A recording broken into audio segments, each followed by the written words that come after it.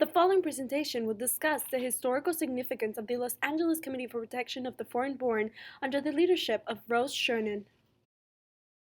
Rose Chernin was born in Russia in 1903 and immigrated to the United States in 1911 with her parents. Although she gained her citizenship, the government tried to take it away twice.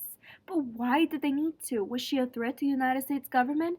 Rose Chernin was part of the working class that believed that if the government does not provide jobs for the people, then the government ought to support them. In the time that she held this belief, this was an idea of socialism, and you don't want to be associated with socialism. So what was with her? What was her problem? The McCarran Act of 1950 allowed for anyone to be deported based on their political party affiliation, especially their Communist Party affiliation. Essentially, the most vulnerable people to the anti-communist legislation were foreign-born. Organizations like the Civil Rights Congress, among others, were founded under the mutual concern for the defense of the foreign-born. Abner Green, director of the American Committee for the Protection of the Foreign-Born, asked Chernin to direct the newly founded Los Angeles Committee for the Protection of the Foreign-Born. Up until then, Chernin had worked as an organizer for the Civil Rights Congress. Her daily duties included the coordination of volunteer staff and communication with the committee's panel of attorneys. Under her leadership, the Civil Rights Congress intensified their legal, political, and educational defense corps. This is important because she has the civil rights experience to lead an organization under constant opposition.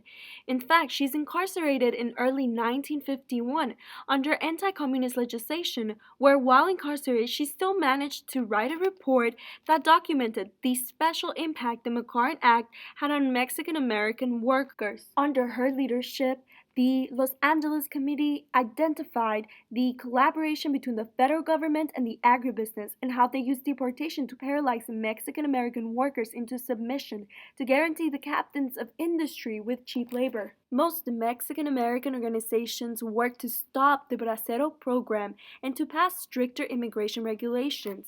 Illegals offered cheap labor, which to many activists increased labor law violations where employers would cut back on workers' pay and benefits and working conditions worsened. This is important to note because Rose Chernin is representing a different phase to this discourse, where cheap labor causes discrimination, does it or does it not. But to her, the racial and social position of Mexican-American workers made them especially vulnerable under anti-communist legislation like the McCarran Act of 1950. Here we have a Hollywood producer whose work got blacklisted.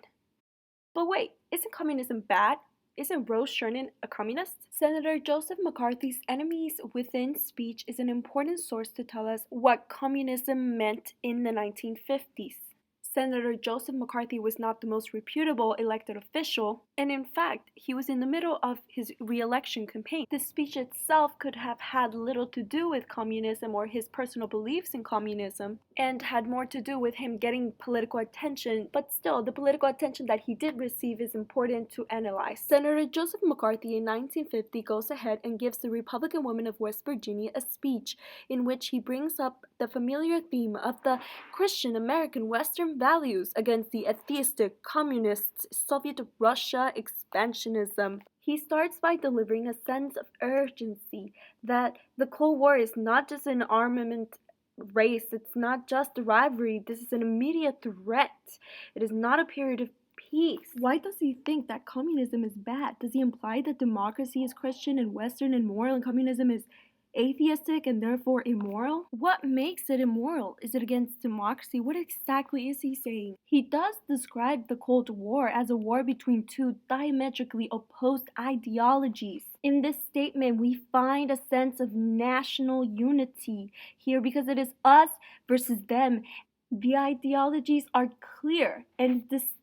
Democracy, Christianity, they're all losing. Our deals are being lost. You have a clear ideology and you're not winning. And the reason you're not winning in the Enemies Within speech he proclaims is because there are enemies within. And then he begins making unsubstantiated accusations against State Department members of Congress, accusing them of being part of the Communist Party, and he does this for 4 years.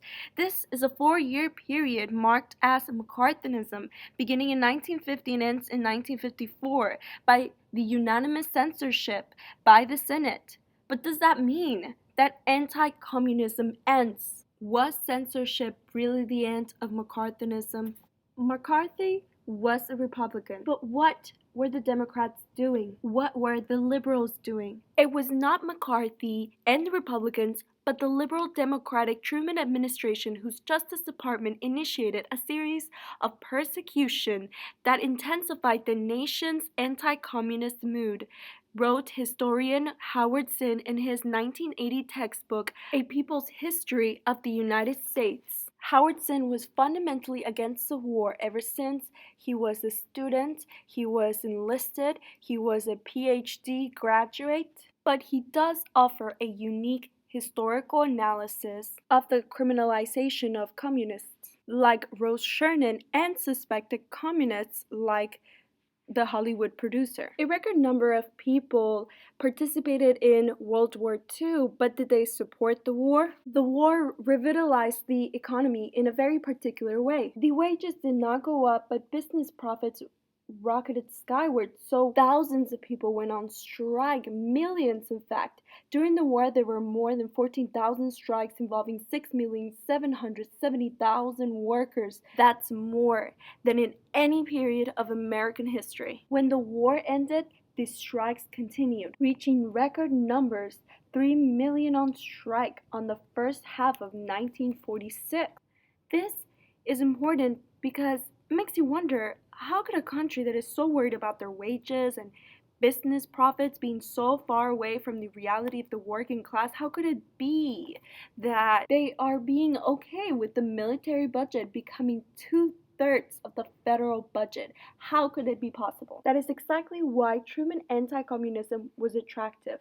War was a good means for control, and a monolithic communism was needed for uniting Republicans and Democrats and liberals and everybody except the radicals. It was important for uniting against these communists and Reds so that people were okay with not having enough money and allowing the government to infringe on other people's rights, because there were bigger threats to pursue the communists. They infiltrated society as spies. They live amongst you, and it was better to censor Senator Joseph McCarthy than to criticize his anti-communist ideals. This is all important because it paints the picture as to what Rose Chernin was up against. The support that she managed to get was not ordinary. Through words like police, state, terror, for example, and other things in brochures, the community does somehow alienate the community that it's trying to reach out to. And in order to understand why it was important to protect the foreign-born against deportation from anti-communist legislation, we need to understand why the nation was in this predicament to begin with. There was a lot of Hollywood movie propaganda and exploitation by political elected officials like Senator Joseph McCarthy. And quite interestingly, the effects of this history remain in textbooks. One does not grow up learning the historical significance of Rose Chernin's leadership, only about the Cold War and why communism simply doesn't work.